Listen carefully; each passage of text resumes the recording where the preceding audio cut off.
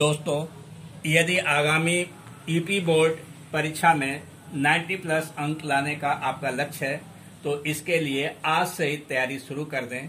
इसके लिए आज की इस वीडियो में रसायन विज्ञान के 8 दीर्घ उत्तरी प्रश्नों के सेट 2 के संबंध में चर्चा करेंगे।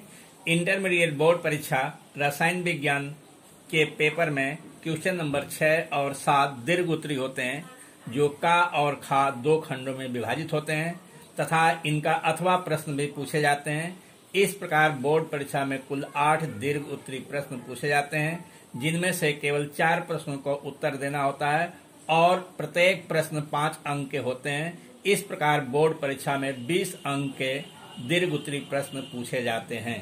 दोस्तों, यदि आपने मेरे दीर्घ उत्तरी प्रश्नों के दोनों सेटों को अच्छी तरह से तैयार कर लेते हैं तो आगामी बोर्ड परीक्षा में सारे दीर्घ उत्तरी प्रश्न इन्हीं दोनों सेटों से मिल जाएंगे। इसलिए आज की इस वीडियो को प्रारंभ से अंत तक अवश्य देखें। और यदि आप मेरे channel chemistry by doctor M H Chauhan and technical point के लिए नए हैं तो प्लीज मेरे चैनल को लाइक एंड सब्सक्राइब करना न भूलें। तो आइए आज की वीडियो प्रारंभ करते हैं। क्वेश्चन नंबर 1, संपर्क विद या स्पर्श विद द्वारा सल्फ्यूरिक अम्ल के औद्योगिक निर्माण का नामांकित चित्र सहित वर्णन कीजिए। इसका एक आक्सीकारक तथा एक निजलीकारक गुण भी लिखिए। इसका उत्तर इस प्रकार है। संपर्क विद द्वारा सल्फ्यूरिक अम्ल के औद्योगिक निर्माण का सिद्धांत। इस विधि में शुद्ध और शुष्क सल्फर डाइऑक्साइड को सर्वप्रथम सल्फर ट्राई ऑक्साइड में ऑक्सीकृत कर लेते हैं और फिर सांद्र H2SO4 में अवशोषित करके ओलियम प्राप्त कर लेते हैं। ओलियम में जल की निश्चित मात्रा मिलाकर विभिन्न सांद्रता का सांद्र सल्फ्यूरिक अम्ल प्राप्त कर लेते हैं और इसका रासायनिक समीकरण नीचे दिया गया है। 2SO2 plus O2 reversible sign बराबर 2SO3 plus 45 kilo calorie. Second समीकरण है SO3 प्लस H2SO4 बराबर H2S2O7, जिसे ओलियम कहते हैं, और ओलियम की जब जल से क्रिया कराते हैं तो सांद्र सल्फ्यूरिक अम्ल प्राप्त होता है। संपर्क विद से अधिक मात्रा में सल्फ्यूरिक अम्ल प्राप्त करने के लिए निम्न शर्तों का होना आवश्यक है। नंबर 1, कम ताप। समीकरण 1 से स्पष्ट है कि यह ऊष्माक्षेपी अपक्रिया है। अतः ला-सातलिए के सिद्धांत के अनुसार इस अपक्रिया के लिए कम ताप की आवश्यकता होती है, अर्थात 400 से 500 डिग्री सेंटीग्रेड के बीच अधिक मात्रा में सल्फर ट्राई ऑक्साइड गैस प्राप्त होती है। नंबर 2, अधिक दाब।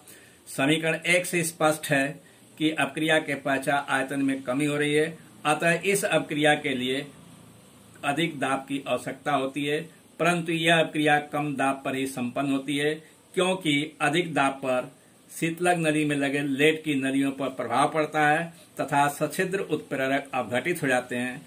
अतः इस अपक्रिया के लिए 1.5 से 1.7 वायुमंडल दाब की आवश्यकता होती है। नंबर 3, ऑक्सीजन की अधिकता।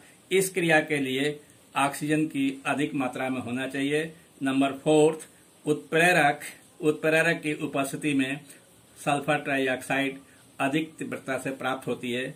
इसके लिए वेनेडियम पेंटाऑक्साइड उत्प्रेरक का प्रयोग किया जाता है। विधि एवं प्रयुक्त उपकरण। संपर्क विद द्वारा सल्फ्यूरिक अम्ल के उत्पादन में प्रयुक्त संयंत्र को चित्र 1 में दिखाया गया है। इसे आप स्वयं देखकर बना लें। प्रयुक्त संयंत्र के विभिन्न भागों में निम्नलिखित अपक्रियाएं होती हैं। नंबर 1, पायराइट या गंधक बर्नर। पायराइट बर्नर भट्टियां होती हैं जिसमें आयरन पायराइट अथवा गंधक को जलाकर सल्फर डाइऑक्साइड गैस बना लेते हैं और इसका समीकरण नीचे दिया गया है। नंबर 2, धूल कक्ष। वायु और सल्फर डाइऑक्साइड के मिश्रण को धूल कक्ष में प्रवाहित करते हैं, जहां पर ऊपर से भाप भेजी जाती है। यह भाप धूल के कणों पर संघनित हो जाती है, जिससे कण भारी होकर नीचे बढ़ जाते हैं। नंबर 3, शीतलक पाइप। ये लेड के बने पाइप होते हैं। इससे गुजरने पर गैसों का मिश्रण 100 डिग्री सेंटीग्रेड ठंडा हो जाता है। नंबर 4, शुष्कन टावर। इस टावर में ठंडी गैसों को नीचे से भेजते हैं तथा ऊपर से सांद्र सल्फ्यूरिक अम्ल को टावर में गिराते हैं, जिससे अम्ल गैसों के संपर्क में आकर उसमें नमी को अवशोषित करके गैसों को शुष्क कर देते हैं। नंबर 4, शोधक कक्ष। इसमें फेरिक हाइड्रोक्साइड का अवक्षेप रखा होता है, जो आर्सेनिक ऑक्साइड अशुद्धियों को अवशोषित कर लेता है। नंबर 6, परीक्षण बॉक्स। परीक्षण बॉक्स में एक तीव्र प्रकाश की किरण प्रवाहित करने पर गैसीय मिश्रण में उपस्थित धूल कण दिखाई देने लगते हैं। परीक्षण बॉक्स से गुजरी हुई गैसों जब पारदर्शक दिखाई देती हैं तो धूल कण से मुक्त होती हैं। नंबर 7, संपर्क कक्ष। इस कक्ष में वेनेडियम पेंटाऑक्साइड उत्प्रेरक से भरे हुए लोहे के पाइप लगे होते हैं। गैसों को इस कक्ष में भेजने से पहले 450 डिग्री सेंटीग्रेड तक गर्म करते हैं। उत्प्रेरक पाइप में से गुजरने पर सल्फर डाइऑक्साइड वायु की ऑक्सीजन द्वारा सल्फर ट्राइऑक्साइड में ऑक्सीकृत हो जाती है। इस क्रिया ऊष्माक्षेपी होती है और संपर्क कक्ष में गर्म करने की आवश्यकता नहीं होती है और इसका समीकरण नीचे दिया गया है। अवशोषण टावर। संपर्क कक्ष से प्राप्त सल्फर ट्राइऑक्साइड को क्वार्ट्ज भरे अवशोषण टावर में नीचे से भेजते हैं तथा ऊपर से 98% सल्फ्यूरिक अम्ल गिराते हैं, जिसे सदुम सल्फ्यूरिक अम्ल बनता है, जिसे ओलियम कहते हैं। ओलियम में आवश्यकता अनुसार जल मिलाकर विभिन्न सांद्रता का सांद्र H2SO4 प्राप्त कर लेते हैं। नीचे इसका समीकरण दिया गया है। सल्फ्यूरिक अम्ल के प्रमुख गुण। नंबर 1, ऑक्सीकारक गुण। सांद्र सल्फ्यूरिक अम्ल नीचे दिए गए समीकरण के अनुसार अपघटित होकर नवजात ऑक्सीजन देता है, इसलिए यह प्रबल ऑक्सीकारक के रूप में कार्य करता है। उदाहरण के लिए नंबर 1, कार्बन से क्रिया। सल्फ्यूरिक अम्ल कार्बन को कार्बन डाइऑक्साइड में ऑक्सीकृत कर देता है, इसका समीकरण नीचे दिया गया है। नंबर 2, सल्फर से क्रिया। यह सल्फर को सल्फर डाइऑक्साइड में ऑक्सीकृत करता है, इसका भी समीकरण नीचे दिया गया है। दूसरा गुण है निर्जलीकारक। सांद्र सल्फ्यूरिक अम्ल कार्बोक्सिलिक अम्लों, कार्बोहाइड्रेट, एल्कोहल आदि के अणुओं से जल को अवशोषित कर लेता है, अतः यह एक निर्जलीकारक का कार्य करता है। जैसे जब एथिल अल्कोहल को सांद्र H2SO4 के साथ गर्म किया जाता है तो एथिलीन और जल बनता है। इसी प्रकार जब सुक्रोज को सांद्र H2SO4 के साथ गर्म किया जाता है तो कार्बन और जल बनता है। क्वेश्चन नंबर 2, फास्फीन बनाने की प्रयोगशाला विधि का सचित्र वर्णन कीजिए। इसके प्रमुख गुण भी दीजिए। इसके गुणों की तुलना अमोनिया गैस से कीजिए। फास्फीन के 2 प्रमुख उपयोग बताइए। इसकी सिल्वर नाइट्रेट, नाइट्रिक अम्ल और कॉपर सल्फेट के साथ अभिक्रिया लिखिए। इसका उत्तर इस प्रकार है। फास्फीन निर्माण की प्रयोगशाला विधि। जब सफेद फास्फोरस को अक्रिय गैस जैसे कोल गैस के वातावरण में सोडियम हाइड्रोक्साइड के शांत विलयन के साथ गर्म किया जाता है तो फास्फीन बनती है और इसका समीकरण नीचे दिया गया है। फास्फीन गैस बुलबुले के रूप में निकलती है। जैसे ये गैस निकास नली से निकलकर वायु के संपर्क में आती है तो इसके प्रत्येक बुलबुले में आग लग जाती है और धुएं का एक छल्ला बनकर ऊपर उठने लगता है। इस धुएं के छल्ले मेटाफॉस्फोरिक अम्ल के बने होते हैं। इसका समीकरण नीचे दिया गया। प्रयोगशाला में फास्फीन बनाने की नामांकित चित्र नीचे दिया गया है, इसे देखकर आप स्वयं बना लें। फास्फीन के रासायनिक गुण। नंबर 1, कॉपर सल्फेट से क्रिया। फास्फीन कॉपर सल्फेट से क्रिया कराने पर क्यूप्रिक फास्फाइड का काला अवक्षेप देता है और इसका समीकरण नीचे दिया गया है। नंबर 2, मर्क्यूरी क्लोराइड के साथ क्रिया।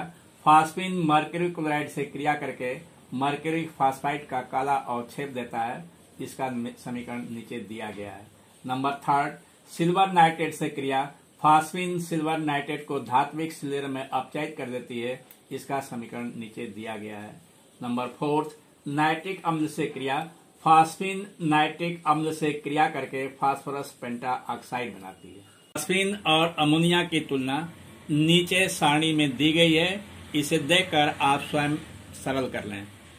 फास्फीन के उपयोग। फास्फीन के निम्नलिखित उपयोग है। नंबर 1, होम सिग्नल के रूप में। नंबर 2, धूम्रपट बनाने में। क्वेश्चन नंबर 3, बर्नर की अवधारणाओं के आधार पर उपशासन यौगिकों में आबंधन को समझाइए। बर्नर के सिद्धांत के अनुप्रयोग भी बताइए अथवा बर्नर के सिद्धांत को समझाइए और दिए गए संकुल यौगिक को जल अपघटित किया जाए तो कितने आयन बनेंगे। निम्नलिखित उपशासन यौगिकों के IUPAC नाम लिखिए। इसका उत्तर इस प्रकार है।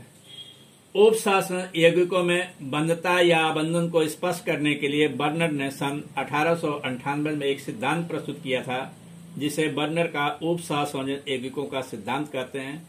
इस सिद्धांत की प्रमुख परिकल्पनाएं निम्नलिखित हैं।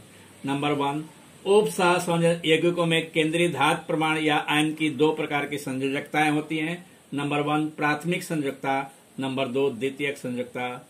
नंबर 2 प्राथमिक संयोजकता सामान्यतः केंद्रीय धातु प्रमाण की ऑक्सीकरण संख्या को प्रदर्शित करती है तथा यह आयनिक होती है। ये ऋणात्मक आयन से संतुष्ट होती है। इन्हें डॉटेड रेखाओं द्वारा प्रदर्शित किया जाता है। नंबर 3 द्वितीयक संयोजकताओं को केंद्रीय धातु प्रमाण की उप सहसंयोजन संख्या को प्रदर्शित करती है। ये विलयन में आयनित नहीं होती है। द्वितीयक संयोजकताएं ऋणात्मक अथवा उदासीन अणुओं द्वारा संतुष्ट होती है। इन्हें सतत रेखाओं या ठोस रेखाओं द्वारा प्रदर्शित किया जाता है। नंबर 4 द्वितीयक संयोजकताएं दैशिक होती हैं जबकि प्राथमिक संयोजकताएं अदैशिक होती है। उपरोक्त सिद्धांत के आधार पर COCl3.6NH3 की संरचना निम्न प्रकार है। बर्नर सिद्धांत का अनुप्रयोग। बर्नर सिद्धांत की सहायता से संकुल यौगिकों की संरचना निर्धारित की जा सकती है। जैसे ल्यूटियो कोबाल्टिक क्लोराइड की संरचना निम्न प्रकार से निर्धारित की जा सकती है। नंबर 1 ल्यूटियो कोबाल्टिक क्लोराइड एक नारंगी पीला क्रिस्टलीय ठोस पदार्थ है। नंबर 2 सिल्वर नाइट्रेट विलयन के साथ क्रिया कराने पर तीनों क्लोरीन प्रमाण सिल्वर क्लोराइड के रूप में अवक्षेपित हो जाते हैं। इससे सिद्ध होता है कि तीनों क्लोरीन प्रमाण धातु आयन से आयनिक बंध द्वारा जुड़े होते हैं तथा उप सहसंयोजन सत्ता से बाहर उपस्थित होते हैं। नंबर 3 सांद्र सल्फ्यूरिक अम्ल के साथ क्रिया कराने पर कोबाल्ट सल्फेट .12 अमोनिया प्राप्त होता है तथा तीनों क्लोरीन प्रमाण HCl के रूप में निकल जाते हैं। इससे इस बात की पुष्टि होती है कि अमोनिया के सभी 6 अणु धातु प्रमाण के साथ प्रबल बंध द्वारा जुड़े होते हैं तथा उप सहसंयोजन सत्ता के अंदर उपस्थित होते हैं। इस यौगिक के विलयन की चालकता मापने से ज्ञात होता है कि यह आयनन पर 4 आयन देता है। उपरोक्त गुणों के आधार पर इस यौगिक की संरचना निम्न प्रकार से दी जा सकती है। संकुल यौगिकों का IUPAC नाम। First hexaammine cobalt third chloride. Second pentaammine chlorido cobalt third chloride. Third potassium hexacyanoferrate third. Fourth potassium trioxalato ferrate third. Fifth potassium tetra chlorido palladate second and 6 di amino chlorido bracket के अंदर methyl amine platinum second chloride. Question number 4 haloarene क्या है? इनकी 2 प्रमुख प्रतिस्थापन अभिक्रियाएं लिखिए। Freon का सूत्र और इसके उपयोग बताइए। हैलोएल्केन में एकाणुक नाभिक रागी प्रतिस्थापन तथा द्विअणुक नाभिक रागी प्रतिस्थापन अभिक्रिया की क्रियाविधि उदाहरण द्वारा समझाइए। इसका उत्तर इस प्रकार है। हैलोएरिन एरोमेटिक हाइड्रोकार्बन के वे हाइड्रोजन व्युत्पन्न जिनमें हाइड्रोजन प्रमाण सीधे एरोमेटिक वलय के कार्बन प्रमाण से जुड़ा होता है हैलोएरिन या एरिल हैलाइड कहलाते हैं। हैलोएरिन की प्रतिस्थापन अभिक्रियाएं।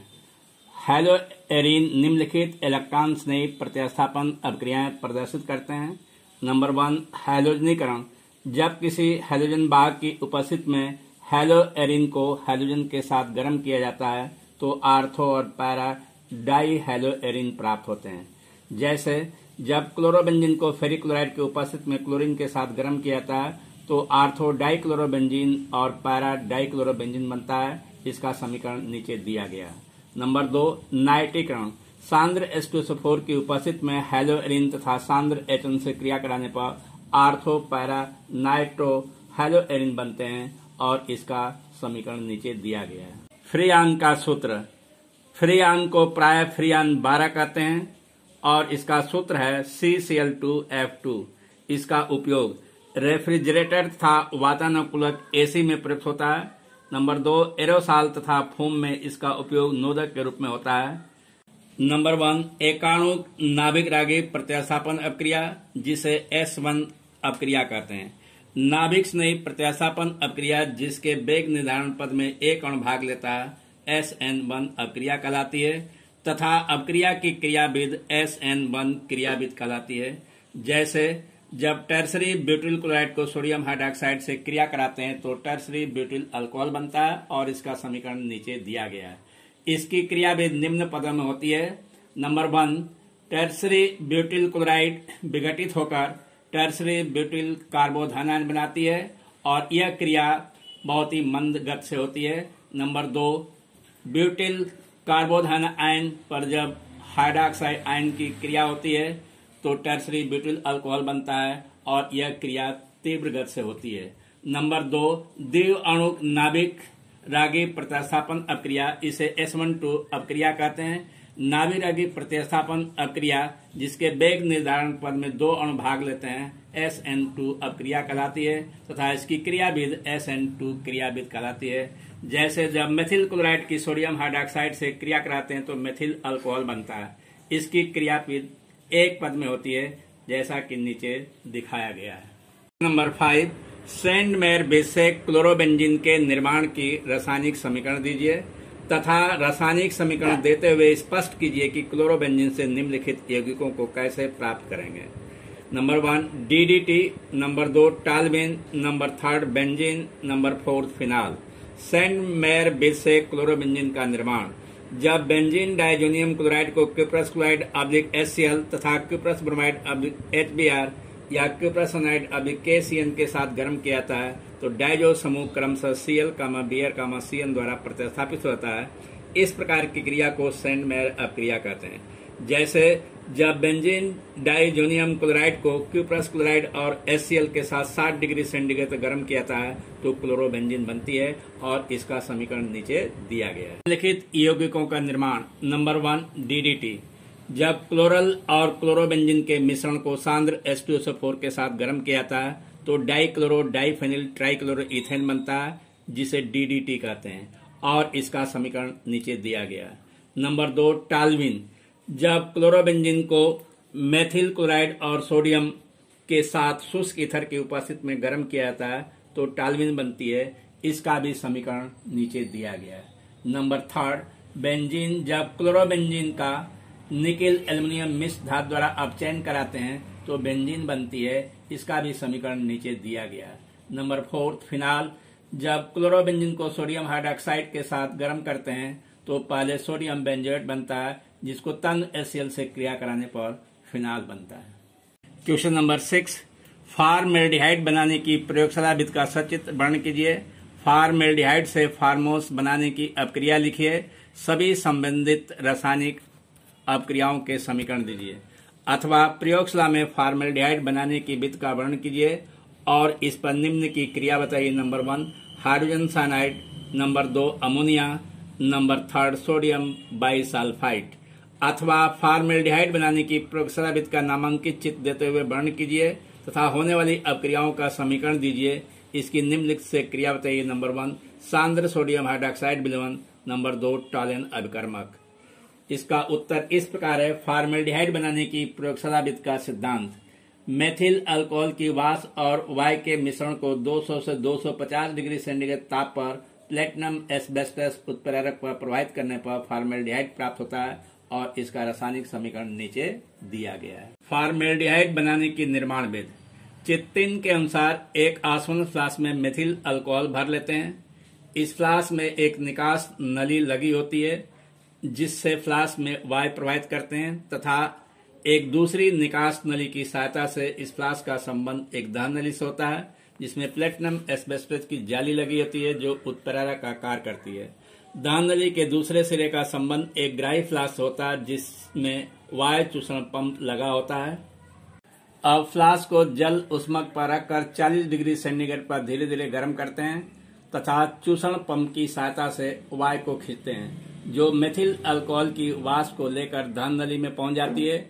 यहाँ पर मेथिल अल्कोहल की वाष्प ऑक्सीकृत होकर फॉर्मेल्डिहाइड गैस में बदल जाती है जिसे पानी में एकत्र कर लेते हैं जिसका 40% जलीय विलयन फॉर्मेलिन कहलाता है। फॉर्मेल्डिहाइड की अपक्रियाएं। नंबर 1 टालन अभिकर्मक के साथ क्रिया, रजत दर्पण बनता है और इसका समीकरण नीचे दिया गया है। नंबर 2 हाइड्रोजन साइनाइड के साथ क्रिया, फॉर्मेल्डिहाइड साइनोहाइड्रिन बनता है, इसका भी समीकरण नीचे दिया गया है। नंबर 3 कनिजारो अपक्रिया या सांद्र सोडियम हाइड्रोक्साइड के साथ क्रिया, फॉर्मेल्डिहाइड में अल्फा हाइड्रोजन प्रमाण अनुपस्थित होने के कारण यह सांद्र सोडियम हाइड्रोक्साइड के साथ गर्म करने पर कनिजारो अपक्रिया देता है। जैसे जब फॉर्मेल्डिहाइड को सोडियम हाइड्रोक्साइड के साथ गर्म किया जाता है तो मेथनॉल और सोडियम फॉर्मेट बनता है।